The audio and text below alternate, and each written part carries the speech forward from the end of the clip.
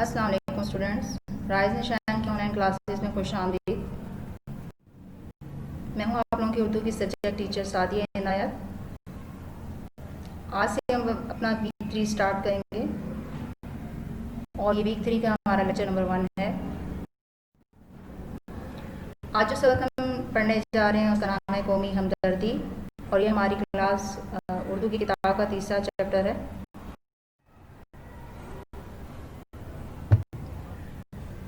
تو student start کرتے ہیں۔ قومی ہمدردی، یہ دو لفظ جو ہیں، اگر ہم قومی کو فی الحال سائڈ پہ کریں اور صرف ہمدردی کو دیکھیں تو ہمدردی کا جو لفظ ہے یہ فارسی کلموں کا مرکب ہے، جس میں دو لفظوں کا استعمال ہوا ہے، ہم اور درد۔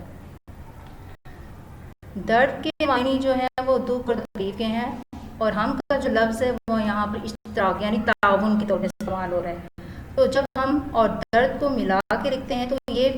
ہمدرد جو ہمیں معنی دیتا ہے وہ معنی دیتا ہے کہ کسی شخص کا کسی دوسرے کی تکلیف دکھ درد میں شریک ہونا ہمدردی کہلاتا ہے۔ اوکے، اب وہ ہمدردی اپنے وہ نیت کر کے ارادے سے کر رہا ہے یا بے ارادہ، یعنی ایک ہوتا ہے نا انٹینشن، ارادے سے کوئی کام کرنا، اور ایک ہوتا ہے بے ارادہ کوئی کام ہو رہا ہے اس سے۔ تو یہی بتایا جا رہا ہے کہ ارادے سے کرے یا بے ارادہ کرے تو وہ دونوں صورتوں میں ہمدردی کے زمرے میں ہی آئے گا۔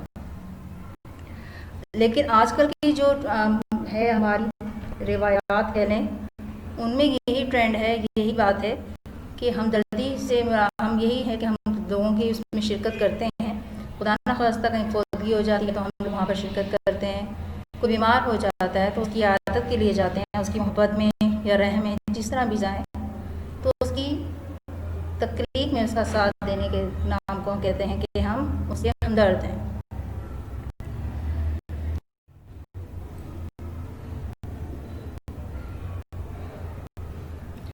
اگر یہ بات سچ ہے تو یہ ضرور ماننا پڑے گا کہ تمام انسان ایک دوسرے کی ہمدردی کے ذمہ دار ہیں، اور ہر شخص مصیبت کی حال میں اپنے ہم جنسوں سے مدد لینے کا استحقاق رکھتا ہے۔ اب اس طرح میں یہ بتایا جا رہا ہے کہ اگر ہم یہ بات سچ مانیں کہ انسان جو ہے وہ دوسرے انسان کی تکلیف میں اگر شریک ہوتا ہے تو وہ ہمدردی کے زمرے میں آتا ہے، تو یہ کہہ رہے ہیں یہاں پر کہ انسان دوسرے انسان کی مصیبت میں اس سے مدد لینے کا حق رکھتا ہے۔ استحقاق کا مطلب یہاں پر ہے حق رکھنا۔ اگر کہیں پہ کوئی بھی انسان، مسلم نہیں، صرف مسلم کی بات نہیں ہو رہی یہاں پر، انسانیت کی بات ہو رہی ہے کہ اگر کوئی انسان تکلیف میں ہے تو دوسرے انسان کا لازم فرض ہے کہ وہ اس کی تکلیف میں، اس کی مصیبت میں اس کے کام آئے، اور یہ اس کا اخلاقی حق ہے۔ اور کون ہے جو اس بات سے انکار کرے گا کہ بھائی کو بھائی سے ایک تعلق ہے جو ایک دو کو دوسرے کی ہمدردی پر مجبور کرتا ہے، اور پھر کیا وجہ ہے کہ ان بھائیوں کی اولاد میں اس ہمدردی کا کوئی حصہ باقی نہ رہے۔ تو یہاں بتایا جا رہا ہے کہ خونی رشتوں کی بات ہو رہی ہے۔ ایک خونی رشتے بھی، جس طرح سے بھائی سے بھائی کا جو رشتہ ہے وہ خون کا رشتہ ہوتا ہے، اور وہ بھی ہمدردی پر مجبور کرتا ہے انسان کو۔ جس طرح سے ہم کہتے ہیں نا کہ بھائی کو بھائی سے تکلیف برداشت نہیں ہوتی، بھائی کو بھائی کی تکلیف دیکھی نہیں جا رہی ہوتی، تو یہ بھی خون کی کشش ہے جو ایک ہمدردی کا ایک نمونہ ہے۔ یہ بھی ہمدردی پہ ہمیں مجبور کرتا ہے۔ بے شک جب تک کہ باپ کے خون کا قطرہ اولاد کی رگ و پے میں باقی ہے، ہمدردی کا رشتہ کبھی منقطع نہیں ہو سکتا۔ اب یعنی کہ یہ کہا جا رہا ہے کہ جب تک باپ کا خون کا ایک قطرہ اولاد کی رگ و پے میں، یعنی کہ اولاد کی شریانوں میں خون کتنا دوڑ رہا ہے، تو ہمدردی کا رشتہ کبھی منقطع نہیں ہو سکتا، ختم نہیں ہو سکتا۔ اب اس لائن کی یہ ایکسپلینیشن بنتی ہے، وضاحت بنتی ہے کہ بھائی کا بھائی سے جو رشتہ ہے، اور جب تک وہ خون انسان کا، ماں باپ کا خون انسان کی شریانوں میں دوڑ رہا ہے، ظاہر سی بات ہے مرتے دم تک دوڑ رہا ہے، مرتے دم تک وہ رشتہ اپنے بہن بھائیوں سے ختم نہیں ہو سکتا، کیونکہ یہ ہمدردی کے ساتھ ساتھ خون کا بھی رشتہ ہے۔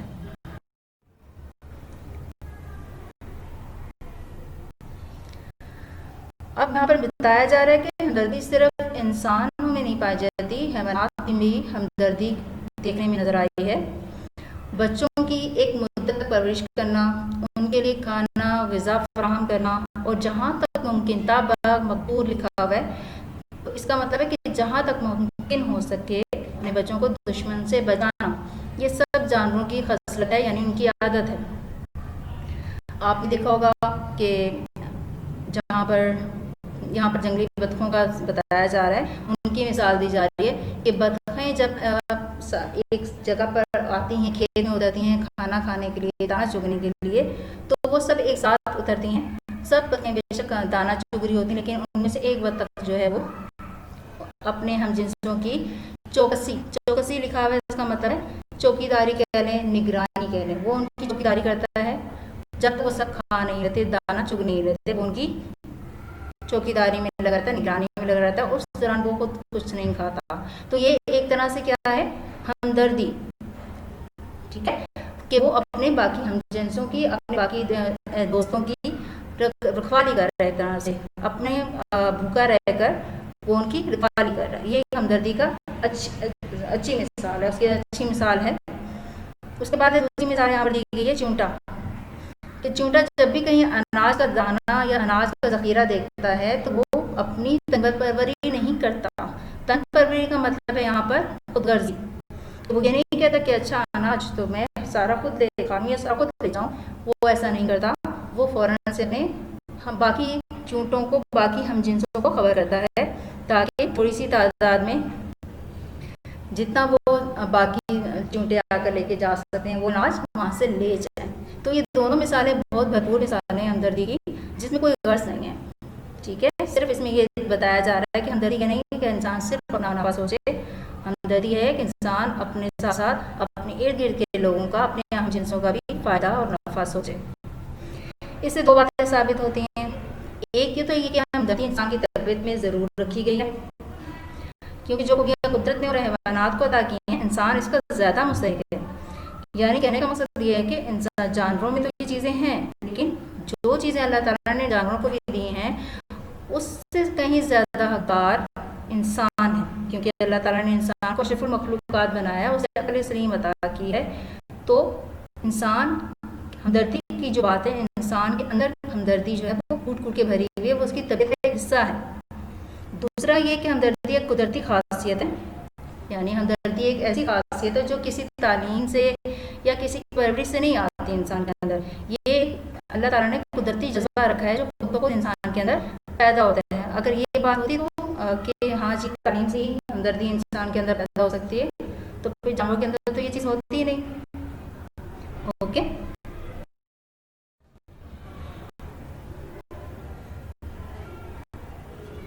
ہمدردی انسان میں اس لیے پیدا کی گئی ہے کہ کارخانے دنیا کا انتظام درہم بھرم نہ ہونے پائے،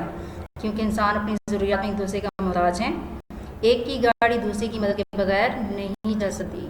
بس اگر انسانوں میں ہمدردی نہ ہو تو یہ تمام دنیا تمام کارخانہ درہم بھرم ہو جائے۔ اب ہمدردی کا بیسک پرپس بتایا گیا ہے، بیسک وجہ بتائی گئی ہے کہ اللہ تعالیٰ نے ہمدردی کا جذبہ پیدا کیوں کیا۔ اگر ہمدردی کا جذبہ نہیں ہوگا، انسان کو ایک دوسرے کا احساس نہیں ہوگا، تو دنیا کا جو نظام ہے وہ درہم بھرم ہو جائے گا۔ اس کی مثال کیسے لی جا سکتی ہے؟ یہاں بتایا گیا ہے کہ ایک انسان کی گاڑی دوسرے انسان کی مدد کے بغیر نہیں چل سکتی۔ اب اس کی مثال اس طرح سے لے لیں کہ اگر کسان ہے، وہ کھیتوں میں ہل نہیں چلاتا، وہ فصلیں نہیں اگاتا، تو ظاہر سی بات ہے ہمیں وہ اناج کہاں سے ملے گا؟ وہ محنت کر رہا ہے، کھیتوں میں کام کر رہا ہے، دن رات کر رہا ہے، بے شک اس کو اس کا صلہ، اس کی انکم ملتی ہے، لیکن اگر وہ یہ کام چھوڑ دے، نہ کرے، تو پھر ہمارے لیے مشکلات پیدا ہوں گی، ہمارے لیے اناج کم پڑ جائے گا، اناج کی کمی ہو جائے گی۔ تو وہ اناج اگاتا ہے تو ہمارے کام آتا ہے، وہ ہم تک پہنچتا ہے، ہم اس سے مستفید ہوتے ہیں، اس سے فائدہ اٹھاتے ہیں۔ اسی طرح اگر کوئی کمپنی اس سے اناج لے کر، اناج گندم سمجھ لیں، گندم لی ہے، گندم لے کر اس کو پیس کے آٹا نہیں بناتی، ہمارے لیے آٹا نہیں بناتی، جنریٹ کرتی، پیدا کرتی، تو بھی ہمارے لیے مشکل ہے، ٹھیک ہے۔ تو اسی طرح سے اگر ہم مثال لینا چاہیں تو پوری دنیا جو ہے، پوری ہماری زندگی مثالوں سے بھری پڑی ہے کہ ہم ہر کام کے لیے ایک دوسرے کے محتاج ہیں۔ اگر ہمارے ہاتھ میں ایک کام ہے تو لازمی ہم وہ کام جو ہے وہ اگر کسی کو فائدہ دے رہا ہے تو کسی دوسرے کا کام بھی ہمیں فائدہ دے رہا ہوگا، اوکے۔ ہمارے ہم وطن کی ہمدردی کی اصل سے بے خبر نہیں ہے، یعنی کنویں بنوانا، سبیل لگوانی، محتاجوں کی خبر لینی، بیواؤں کی مدد کرنی، شادی بیاہ میں شریک ہونا، ایک دوسرے کا ہاتھ بٹانا کام میں، بیمار کی عیادت کرنا، کہیں میت ہو جائے ان کی تعزیت کرنا، اس طرح بہت سی باتیں جو ہمارے ملک میں پائی جاتی ہیں، اور یہ سب چیزیں جو ہیں وہ ہمدردی میں آتی ہیں۔ اگر آپ ایک انسان دیکھتا ہے کہ ساتھ اس کا پڑوسی جو ہے کسی دکھ میں کسی مشکل میں ہے تو وہ اس کی مدد کرتا ہے، اس کے اندر خود بخود ایک جذبہ پیدا ہوتا ہے کہ میں اس کی مدد کروں، تو یہ بھی ایک بہت خوبصورت مثال ہے ہماری ہمدردی کی۔ بعض اوقات یہ قدرتی خصلت جس کا نام ہمدردی ہے مشق اور تعلیم سے تمام قوموں میں پھیل جاتی ہے اور اس اثر کسی قدر تیز ہو جاتا ہے۔ اب یہاں پہ مثال اس میں اس لائن کو اس مثال سے واضح کر سکتی ہوں کہ دیکھیں جس طرح سے مسئلہ کشمیر ہے، کشمیر کی عوام پہ بہت ظلم ہو رہا ہے، تو اگر ہم لوگ کشمیر کی عوام کے لیے آواز اٹھاتے ہیں اور میڈیا کے ذریعے ہماری جو یہ کاوش جو ہے وہ پوری دنیا میں پھیلتی ہے تو لوگ اس چیز کو محسوس کرتے ہیں، ہمدردی فیل کر کے اپنے ملک میں بھی ہماری مسئلہ کشمیر کے اگینسٹ کشمیر کے لوگوں کے لیے آواز اٹھا سکتے ہیں۔ تو یہ جو طریقہ ہے جس طرح سے ہم نے آواز اٹھائی ان لوگوں کے لیے، تو ہمیں دیکھ کر باقی مسلم ممالک میں بھی ہوا کہ ہاں جی واقعی یہاں پر ظلم ہو رہا ہے، ہمیں آواز اٹھانی چاہیے۔ تو یہ سب چیزیں پوری جو کیا ہیں ہمدردی کے اس میں آتی ہیں، مشق، یعنی کہ ہم ایک چیز کی پریکٹس کریں، ہم نے ایک چیز کو عمل امپلیمنٹ کیا، اس پہ عمل کیا، تو وہ چیز دیکھ کے دوسری قوموں نے بھی اس چیز کو حصہ لیا، اس چیز میں حصہ لیا۔ اوکے،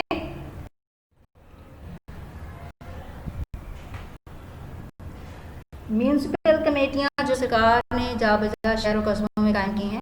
اب دیکھا جائے تو ہر قصبے کا، ہر شہر کا،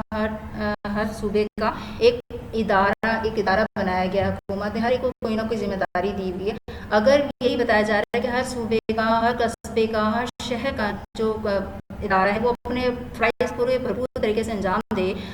تو وہ بھی ایک اچھی ہمدردی کی مثال ہے، ٹھیک ہے، کیونکہ ہمارے لیے یہی بہت ہے کہ وہ اپنے فرائض کو بہت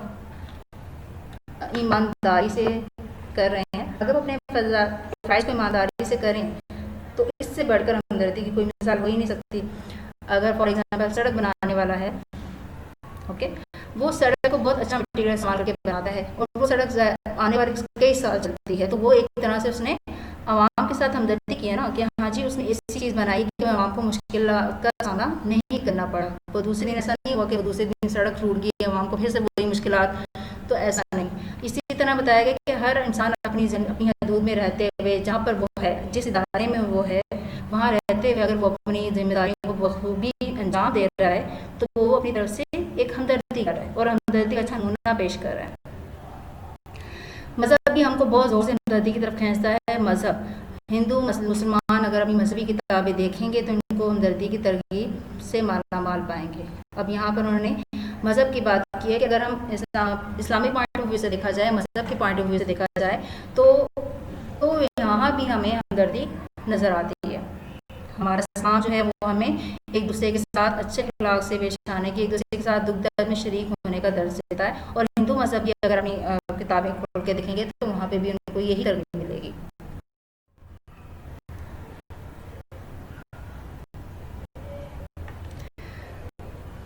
لاسٹ پیرا ہے کہ زمانے میں بھی طرح طرح سے ہم کو ہمدردی کی طرف مائل کر رہا ہے، یہ میں نے آپ کو بتا دیا۔ اس کے بعد لاسٹ پیرا، قوم جو ہے وہ ایک درخت کی مثال ہے۔ کوئی بھی قوم جو ہے وہ ایک درخت کی مثال ہے کہ جس کی ٹہنیاں اس کے مختلف خاندان ہیں اور اس کے پتے ہر ایک خاندان کے مرد عورت ہیں۔ جب تک درخت کی جڑ ہری ہے اس کی ٹہنیاں اور پتے بھی ہرے ہیں، لیکن جڑ کو پانی نہ پہنچے ٹہنیاں اور پتے سوکھ جائیں گے۔ اور جو لوگ یہ سمجھتے ہیں کہ ہماری کوشش سے تمام ملک کی حالت کیوں کر بدل سکتی ہے، ان کی خدمت عرض کیا جاتا ہے کہ صرف دو خیال ہیں جنہوں نے دنیا کے تنزل اور ترقی پر بہت اثر ڈالا ہے، اور وہ خیالات یہ ہیں کہ ہم کچھ نہیں کر سکتے، دوسرا یہ کہ ہم سب کچھ کر سکتے ہیں۔ تو یہاں پہ ہم قوم کو جو ہے وہ درخت کی مثال دیا گیا ہے، اور اس کی ٹہنیوں کو، اس کی جڑ پتوں کو سے مراد یہی ہے کہ ہم لوگ، ٹھیک ہے، میں ہو گئی، آپ ہو گئے، ہمارے خاندان کے لوگ، اس ملک کے باقی لوگ ہو گئے، یہ سب کیا ہے، درخت کے یہ ایک پتے اور ٹہنیوں کی طرف صورت ہے۔ اگر ہم چاہتے ہیں کہ ہمارا ملک ترقی کرے، ہماری قوم ترقی کرے، درخت جو ہے وہ پہلے پھولے، تو اس کے لیے ضروری ہے کہ ہم اچھی مثالیں قائم کریں, اچھی کوشش کریں. اور اگر کوئی لوگ جو لوگ یہ کہتے ہیں نا کہ ہم صرف ہماری کوشش سے کیا ہوتا ہے, ہم اگر کوشش کر بھی لیں تو پورے ملک کا نظام تو نہیں بدل سکتے نا. تو ان کی بات کے جواب میں یہ کہا گیا, یہاں پہ بہت اچھی بات کی گئی ہے کہ دنیا کا جو نظام ہے نا وہ صرف 2 خیالوں پہ چلتا ہے, ٹھیک ہے, جو دنیا کو ترقی کی راہوں پر بھی لے جاتے ہیں, اور یہی ایک دوسرا خیال جو ہے وہ دنیا کو اگر انسان کو نہ سوچے تو وہ اس کو تنزلی کی طرف لے آتا ہے. پہلا یہ خیال کہ ہم کچھ نہیں کر سکتے, جو یہ سوچے کہ ہم کچھ نہیں کر سکتے وہ واقعی ہی کچھ نہیں کر سکتا. اس کے پاس چاہے جتنے ذرائع ہوں, چاہے اس کے پاس جتنی بھی پاسبلٹیز ہوں, وہ ان کو استعمال میں لا ہی نہیں سکتا, کیونکہ اس کے ذہن میں ہی بیٹھا ہے کہ ہم کچھ نہیں کر سکتے. دوسرا خیال کیا ہے کہ ہم سب کچھ کر سکتے ہیں, اور جو لوگ یہ سوچتے ہیں کہ ہم سب کچھ کر سکتے ہیں, بے شک ان کے پاس ذرائع نہ ہوں, بے شک ان کے پاس پاسبلٹیز نہ ہوں, وہ کوئی نہ کوئی رستہ, کوئی نہ کوئی حل نکال لیتے ہیں اور نئے سے نئے رستے بنا دے جاتے ہیں. اور انہی لوگوں کی وجہ سے دنیا جو ہے وہ ترقی کی راہوں پر گامزن ہے. اوکے, تو یہی بتایا جا رہا ہے کہ جن لوگوں نے سوچا کہ ہم کچھ نہیں کر سکتے, ان کے خیال میں نتیجہ یہ ہوا کہ کچھ نہیں ہوا, یعنی دنیا جیسی کی ویسی رہی, ان کے کچھ نہ کرنے سے کچھ بھی نہیں ہوا. لیکن جن لوگوں نے یہ سوچا کہ بہت کچھ کیا جا سکتا ہے, بہت کچھ ہو سکتا ہے, انہوں نے دنیا میں بڑے بڑے عجائبات ظاہر کیے, بڑی بڑی ایجادات کی اور دھوم مچا دی. تو اس چیپٹر میں اسٹوڈینٹس ہم نے قومی ہمدردی کا پڑھا ہے. ہمدردی کا زیادہ فوکس ہے ہمارا. قومی ہمدردی اس میں یہی ہے کہ ہم پوری قوم کو ساتھ لے کر چلیں, اپنی قوم کے لوگوں کو دکھ درد میں شریک ہوں, صوبائی جو تعصب ہے, جو ہمارے اندر باتیں ہیں, فرقہ واریت ہے, ان کو ختم کریں, اچھے طریقے سے ایک اچھے مسلمان, ایک اچھے انسان کے لحاظ سے اپنے ملک کو اپنے ساتھ لے کر چلیں. اوکے, اس چیپٹر کو آپ نے دوبارہ سے ریڈ کرنا ہے اور کوشش کرنی ہے کہ جو چیز میں آپ کو سمجھانا چاہ رہی ہوں وہ آپ سمجھیں, ٹھیک ہے. اگر کوئی لفظ آپ کو جس کے لگے کہ میں نہیں بتا پائی, صحیح واضح نہیں کر پائی, تو آپ مجھ سے ڈسکشن باکس میں پوچھ سکتے ہیں. اوکے, اور اسٹوڈینٹس میں ساتھ ساتھ آپ کو ڈائری بھی دیا کروں گی, تو آپ ڈائری بھی یاد کیا کریں ساتھ ساتھ. اوکے, اپنا خیال رکھیے گا. اللہ حافظ.